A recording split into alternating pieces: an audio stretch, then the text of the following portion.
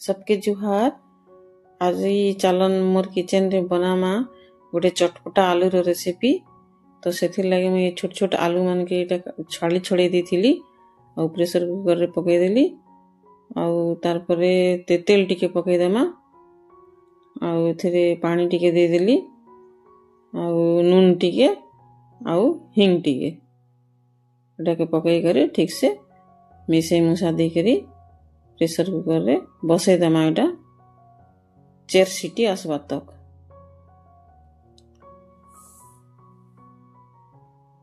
देखो मैं high flame रे का बसई छे। आपण मानकर पाखे जदी छोट आलू नहीं ना बेले बड़ आलू के भी फाल फाल करी करी सिझाई पारबे। आ गोटे कढ़ाई बसई देली आउ कढ़ाई गरम होला परे तेल पकई देली आउ तेल गरम होला परे जीरा टिके पकई देली। एबे जीरा फुटी गला जीरा फुटला परे हिंग टिके दे देली। हम हिंग वाला आलू बनाउछु तो हिंग तो सियोर पड़वा एका आउ अदा टिके छोट छोट करी काटी करी रखी थी अदा के पकई देली आउ कंचा मिर्चा 2टा काटी करी रखी थी सेटा के भी पकई देली आउ एबे भाजी भुजा देमा। यार टिके बासना आसला तक भाजी देला परे इथरे एबे हल्दी गुंड टिके दे देली आउ धनिया गुंड टिके दे देली तार परे गरम मसला टिके पकई देली आउ एटा काश्मीरी लाल मिर्चा गुंड टिके पकई देली आउ एटा के भल किना भाजी हैला तक मिसे मुसा देबा।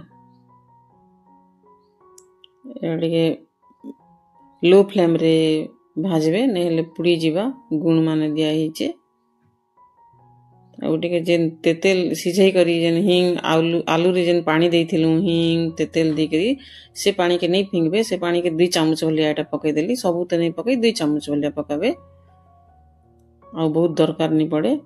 तार परे एबे आमे आलू के पकई दमा सबु आलू के एटा पकई दी करी भल किना मिसे मुसा देमा। आपण मन के जदी मोर रेसिपी भल लागुचे बोले आपण माने मोर चैनल के लाइक शेयर सब्सक्राइब करबार लागि नहीं भूलबे आउ आपण मन के निश्चय भल लागबा ये आलू रो रेसिपी आउ आपण माने थरे निश्चय ट्राई करबे आउ केनता लागला जे कमेंट रे मते जणाबे आउ थरे नून टिके भलिया देइथिलु आलू सिझेला बेल के तो एबे आउ टिके भलिया दे देबे आउ भल किना मिसे देमा। एटा बहुत टाइम नहीं लागे एकदम कम टाइम रे बनी जेसी आ बहुत टेस्टी लागसी।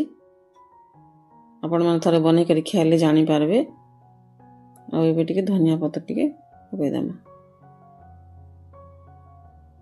अब हमर रेडी हो गला हिंग वाला चटपटा आलू। Thank you.